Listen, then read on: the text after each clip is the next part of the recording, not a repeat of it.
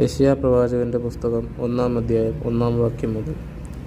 ആമോസിന്റെ മകനായ യെശയ്യാവ് യഹൂദാ രാജാക്കന്മാരായ ഉസ്സിയാവ്, യോഥാം, ആഹാസ്, യെഹിസ്കീയാവ് എന്നിവരുടെ കാലത്ത് യഹൂദായെയും യെരൂശലേമിനെയും പറ്റി ദർശിച്ച ദർശനം. ആകാശമേ കേൾക്ക, ഭൂമിയെ ചെവി തരിക. യഹോവ അരുളി ചെയ്യുന്നു, ഞാൻ മക്കളെ പോറ്റി വളർത്തി, അവരോ എന്നോട് മത്സരിച്ചിരിക്കുന്നു. കാള തൻ്റെ ഉടയവനെയും കഴുത തൻ്റെ യജമാനൻ്റെ പുൽത്തൊട്ടിയെയും അറിയുന്നു, ഇസ്രായേലോ അറിയുന്നില്ല. എൻ്റെ ജനം ഗ്രഹിക്കുന്നതുമില്ല. അയ്യോ, പാപമുള്ള ജാതി, അകൃത്യഭാരം ചുമക്കുന്ന ജനം, ദുഷ്പ്രവർത്തിക്കാരുടെ സന്തതി, വഷളായി നടക്കുന്ന മക്കൾ. അവർ യഹോവയെ ഉപേക്ഷിച്ച് ഇസ്രായേലിൻ്റെ പരിശുദ്ധനെ നിരസിച്ച് പുറകോട്ട് മാറിക്കളഞ്ഞിരിക്കുന്നു. ഇനി നിങ്ങളെ അടിച്ചിട്ടെന്ത്? നിങ്ങൾ അധികം പിന്മാറുകയേ.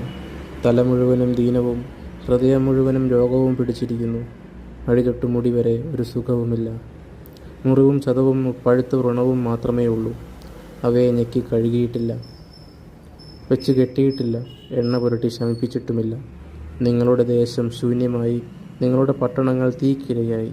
നിങ്ങൾ കാണുകെ അന്യജാതിക്കാർ നിങ്ങളുടെ നാട് തിന്നുകളയുന്നു. അത് അന്യജാതിക്കാർ ഉന്മൂലനാശം ചെയ്തതുപോലെ ശൂന്യമായിരിക്കുന്നു. സിയോൻ പുത്രി മുന്തിരിത്തോട്ടത്തിലെ കൊടിൽ പോലെയും വെള്ളരിത്തോട്ടത്തിലെ മാടം പോലെയും നിരോധിച്ച പട്ടണം പോലെയും ശേഷിച്ചിരിക്കുന്നു. സൈന്യങ്ങളുടെ യഹോവ നമുക്ക് അത്യല്പമായൊരു ശേഷിപ്പ് വച്ചിരുന്നില്ലെങ്കിൽ നാം സോദോം പോലെയാകുമായിരുന്നു, ഗൊമോറയ്ക്ക് സദൃശ്യമാകുമായിരുന്നു. ആമേൻ. അടവി തരുക്കളിനിടയിൽ ഒരു നാരകമെന്ന വണ്ണം, അടവി തരുക്കളിനിടയിൽ ഒരു നാരകമെന്ന വണ്ണം, വിശുദ്ധരിൻ നടുവിൽ കാണുന്നേ അതിശ്രേഷ്ഠനാമേശുവിനെ.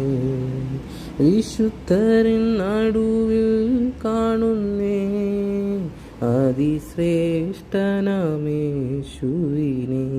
വാഴ്ത്തുമേ എൻ്റെ പ്രിയനെ ജീവകാലമെല്ലാം ഈ മരു യാത്രയിൽ. നന്ദി.